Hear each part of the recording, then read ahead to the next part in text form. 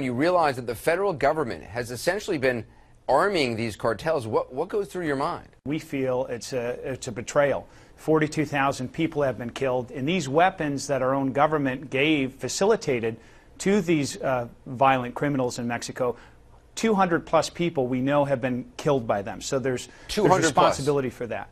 200 plus. And we also now have our hero in the Border Patrol, as you know, Agent Brian Terry, killed on American soil. 3 guns have been found at the murder scene.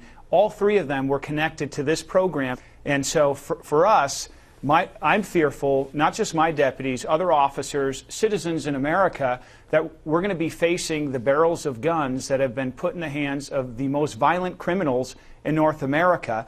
And who's going to be held accountable? I want to read something that you said, or quoted as saying, if somebody gives a gun to somebody knowing they're going to commit murder, guess what we call them? We call them accomplices. Do you think the ATF have been accomplices to murder?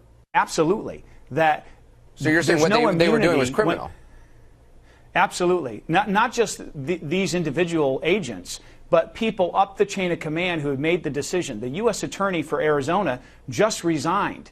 And this is a big deal. Now it's one step away from Eric Holder. This is his Department of Justice, and there are people who have lost their lives. We have broken countless treaties with our neighbor Mexico, and we have a hand and responsibility in this violence that has come to the United States. But more importantly, Mexico is our partner. They're not our enemy, and we facilitated guns into the cartels that have worked to topple the Mexican government. From a law enforcement standpoint, I mean, did this operation make any sense at all?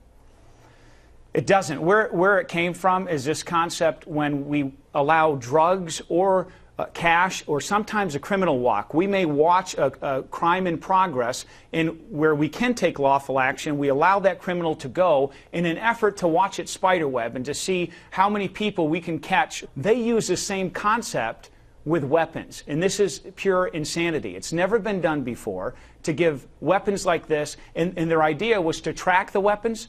There was no tracking mechanism. Now all these guns are nowhere to be found, and for years this will haunt the conscience of America rightly.